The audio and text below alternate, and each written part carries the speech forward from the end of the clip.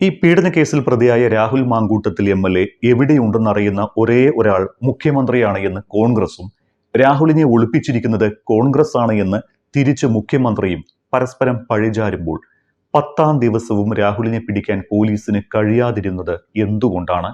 പോലീസിന് വെട്ടിച്ചു കഴിയാൻ മാത്രം സഹായം മാങ്കൂട്ടത്തിന് ലഭിക്കുന്നുണ്ടോ?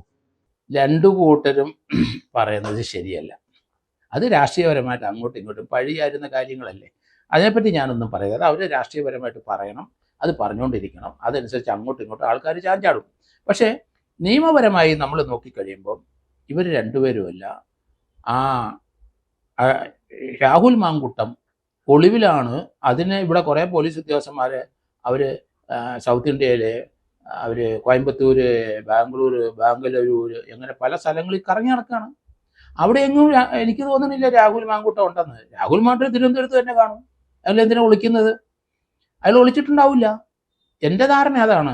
അവിടെ ഇവിടെയൊക്കെ ചുമ്മാ പോയത് അവരെ മിസ്ലീഡ് ചെയ്താണ്. ആരെ? പോലീസിനെ മിസ്ലീഡ് ചെയ്ത് കൊണ്ടുപോയെന്ന് എനിക്ക് തോന്നുന്നത്.